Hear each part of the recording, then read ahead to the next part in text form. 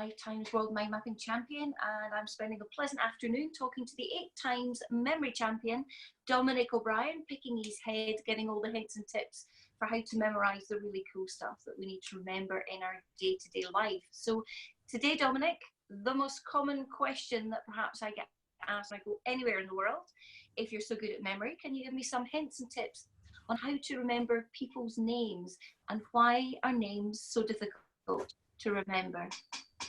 Yes, I would say that's the #1 complaint, is people trying to remember names and faces.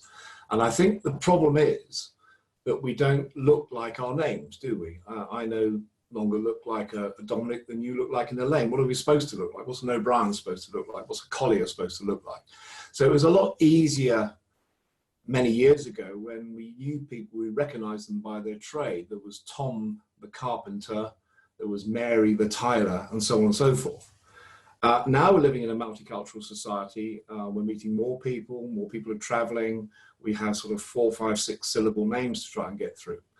So the trick is, as always, is to break information down into the smallest pieces and start creating images with them.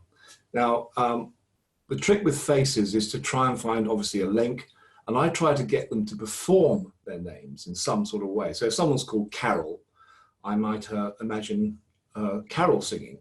If someone's called Nicholas or Nick, I might imagine he's nicked his skin on his face as he was shaving in the morning. Maybe there's a bit of blood there. Anything just to try and get an association. Also, I use lookalikes. If someone's called Mick and they vaguely look like a famous singer, let's say Mick Jagger, dancing on the stage, doing his normal stuff, then I'd imagine him doing that. Now, it's not always wise to tell people how you've remembered their names, as long as the tricks work for you. So if someone's called Thatcher, they might have a little beard there, and you can imagine that as being a sort of a thatch that they're growing. So how would we remember your name, Elaine Collier?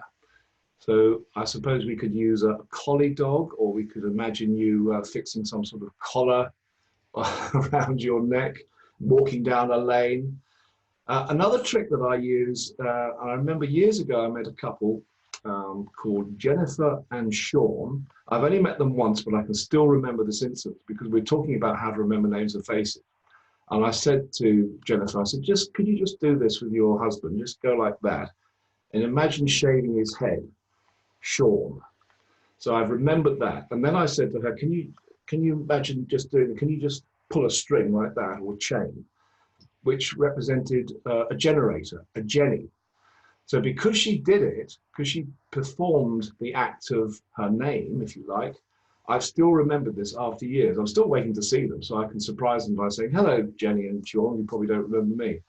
So that's a very good way of doing it. It's actually getting them to perform their own names in some way. Thanks for that, Dominic. That's really, really useful. Breaking down the information, making very clear pictures in your head in order to make it really easy to remember. Thank you very much.